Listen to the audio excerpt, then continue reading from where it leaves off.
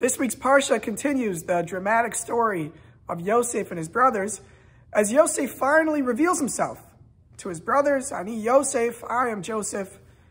They'd send the message to their father, Yosef Chai, Yosef is still alive. Yaakov arrives in Egypt, and the family has come back together. And there's an interesting scene towards the end of our Parsha. Yosef, second in command in Egypt, tells his boss, tells Paro, the Pharaoh, says, I want you to meet my father. And we have a scene where the leader of the world, Paro, the most powerful person in the powerful country in the world, meets with Yaakov, our patriarch, the spiritual leader of the world. And they have a very fascinating, very brief conversation where Paro asks Yaakov how old he is, and Yaakov responds somewhat cryptically, Ma'at v'ra'im yemei chayai, that even though I'm an older man, the days of my life have been short and they've been bad. Our sages actually criticize Yaakov for his response. That yes, it's true that Yaakov has had his fair share of challenges, but in his one opportunity, his one sentence that we have of what he shares with Paro, it seems a little out of place that Yaakov would be complaining about his life. Some of the commentaries point out, however, that Yaakov did live a rather difficult life. He had challenges with his brother Esav. He was on the run. He was cheated by his future father-in-law, by Lavan. He then has Yosef taken from him. Yaakov has a pretty tragic and difficult life.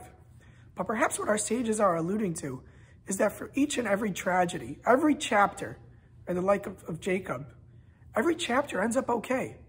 Esav was trying to kill Yaakov, but they end up reconciling. They end up having a fine relationship. At least Yaakov is no longer under threat. That Yaakov is cheated by his father-in-law Lavan, but it works out okay. He gets married, he builds a family, and he moves on to the next stage of his life. And now Yosef was taken from him, but as we read in our Parsha, it works out in the end. Yosef is brought back to the rest of the family. Everyone comes back together, they reunite, and the story doesn't really end on such a negative tone. Perhaps the lesson that our sages are trying to teach us is that it's human nature to see the problems, to see the issues that we've had in our lives, to see all the negative things, but we take the solutions for granted.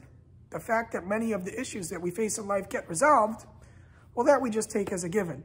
The issues that are highlighted to us, the things that don't get resolved, the things that caused us difficulty and pain, these are things that we focus upon. What our sages are trying to teach us by criticizing Yaakov is that while it's true that we all face our difficulties in life, we have to equally give attention to the resolutions and realize that God provides resolutions as well and not just problems.